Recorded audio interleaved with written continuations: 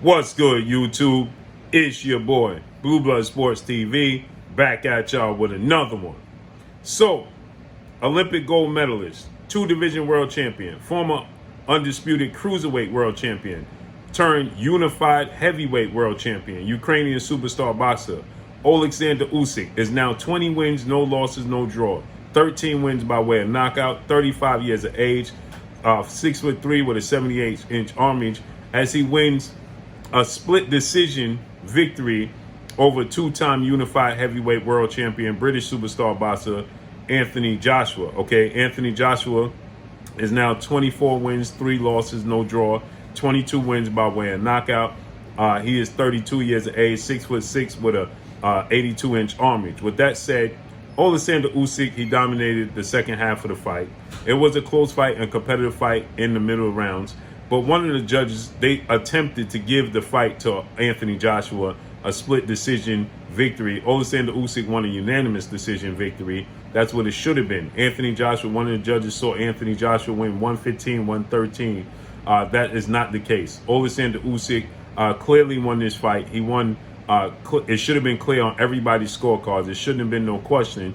But Oleksandr Usyk retains his titles, and he's looking to fight Tyson Fury. But with that said, Anthony Joshua, at the end of the fight, totally emotionally had a meltdown at the end of the fight, okay?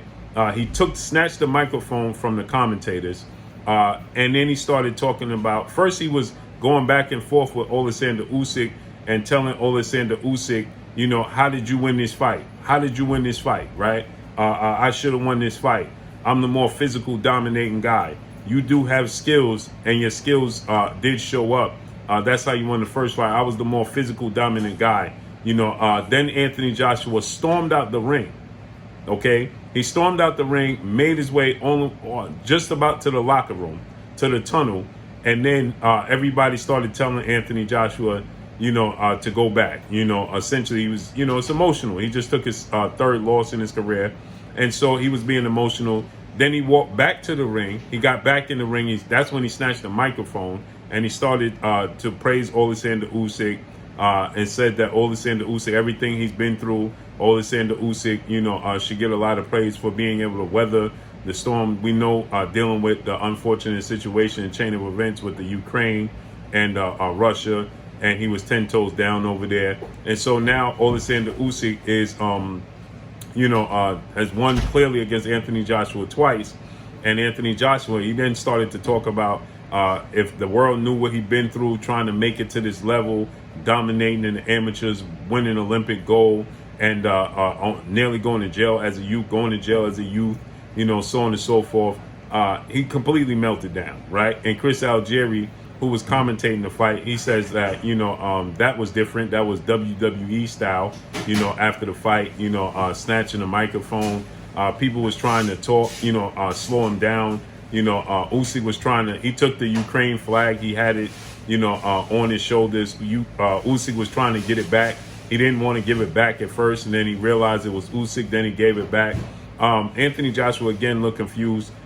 And Anthony Joshua has nothing to hang his head about, right? Because physically, he's just not as nimble and gifted as Oleksandr Usyk, right? He's more robotic. He's more stiff, okay? He has more power. He's a bigger, stronger guy, right? But, you know, and he's fundamentally sound, but Usyk is more fluid. He's quicker on his feet, quicker hands, okay? He's awkward with that. He's a southpaw with his jab. And there's a few times in this fight, Anthony Joshua hurt Usyk bad to the body, hit Usyk with right hands, right?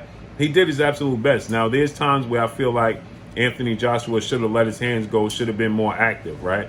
If he was more active, I feel like, and would have let his hands go, he would have gave himself more of an opportunity to actually knock out Oleksandr Usyk. Like he stated going into this fight, he felt like he needed a knockout to win.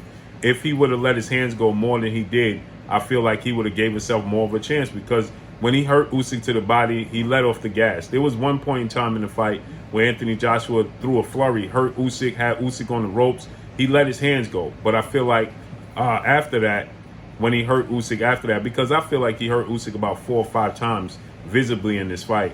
But after that, I feel like Anthony Joshua just felt like he was trying to pace himself. When he did realize he hurt Usyk, he didn't step on the gas. He was still trying to be strategic and instead of letting it go, okay, and just being aggressive. He made it, once again, he let it be a boxing match. And you're not going to beat Oleksandr Usyk in a boxing match, especially when you slow as Anthony Joshua compared to what Usyk is. Usyk is faster with his hands, faster with his feet. He's more nimble. He can utilize the ring laterally. He got better foot placement. Joshua's more stiff. He's more predictable, right? And so because of that, you know, Usyk is just simply the better boxer, right? Usyk has, just more fluid angles, right? He's better at using angles. He's better at, predicting where his opponent's going to be, throwing punches where he feel like his opponent's going to be, opposed to always just throwing punches at the target, right? A lot of times he'll dip in outside of your jab, but there's times he'll dip in inside of Joshua's jab, right? And then throw the left hand, predicting where Joshua's going to be. He'll dip out and throw the left hand here, predicting AJ is going to dip to his right. Or he'll dip inside, AJ's jab goes over, and he throws a straight right hand, predicting that AJ's not going to get off the line. And so that's where his success is. And he's just a quicker, more fluid athlete. And so I thought it was, once again, ironic. We know after the first fight, Anthony Joshua also, had a somewhat of a meltdown. But tonight, he knows that his career took a big loss tonight. But I still feel like, there's fights that Anthony Joshua would win because everybody's not as nimble as Oleksandr Usyk. This is the reason why I picked Tyson Fury to beat Anthony Joshua. Just more herky-jerky, just more fluid, just more rangy, more athletic, and just quicker, right? That's why I picked also Deontay Wilder, who's quicker, can move out the way quicker with his hands, and has extreme power, right? Those things, it causes Anthony Joshua to pause, okay? They're still 50-50 fights, but they have the edge because of their athletic ability. He's more stiff, he's more robotic, he's more nimble, okay? I mean, they're more nimble, they're more fluid on their feet, right? And so where does Anthony Joshua go from here? Obviously for Usyk, everybody's going to call to see the undisputed match between Usyk and Tyson Fury, okay? When it comes to Anthony Joshua, it's more clear the path is and the future is clear for Oleksandr Usyk. But when it comes to Anthony Joshua, the future is not so clear. We already saw him beat the likes of Dillian Whyte. Do we go into a rematch with Dillian Whyte? That's a possibility. That's a big fight in the UK. People will come out and support it. Does he start giving these young fighters like Jared Big Baby Anderson the opportunity, right? Because now he lost again. Deontay Wilder will be back October 15th against Robert Helenius. Deontay Wilder wins that fight. More than likely, you'll see Deontay Wilder face off against the winner of the September 4th showdown between Andy Ruiz Jr. and Luis King Kong Ortiz, right?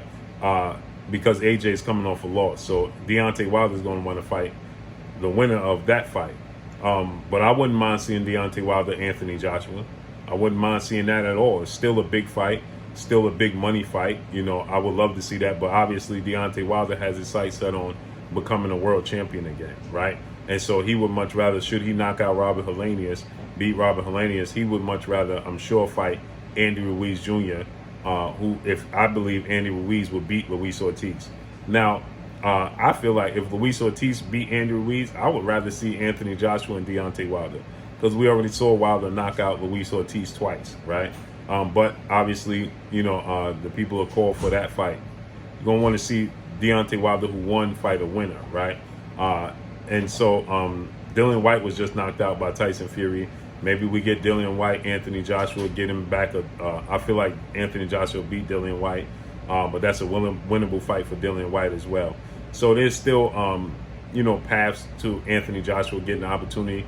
If Tyson Fury beats Oleksandr Usyk, I would like to see Tyson Fury still fight Anthony Joshua, right? We saw the likes of Joe Frazier, George Foreman, Muhammad Ali, mix it up. Ken Norton, they mix it up. Whether you won or lost, they still fought each other. So I still want to see Wilder and Joshua. That's still a huge fight, right? I still want to see Tyson Fury and Joshua. I still want to see Deontay Wilder and Dillian Whyte, So these are fights I still want to see. But congratulations to Oleksandr Usyk. I thought he's going to get the stoppage. Anthony Joshua was much better than the first fight, in my opinion. And I can't wait to see the future. I can't wait to see Usyk versus Tyson Fury. I think Tyson Fury is just too big, and he's nimble. He's not robotic and stiff and predictable like Anthony Joshua. So I think that that he beats Anthony Joshua. I mean, Oleksandr Usyk. Usyk looked tired and fatigued dealing with the size of Anthony Joshua, and Fury is much bigger than Anthony Joshua. So let's see how this unfolds and plays out.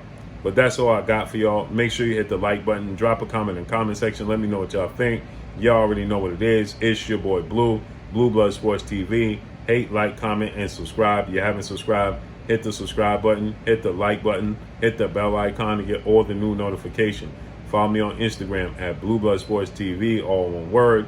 Y'all already know what it is. Shout out to the entire LDBC. Shout out to Black Media Row. Make sure you like and share these videos. That's all I got for y'all. Peace.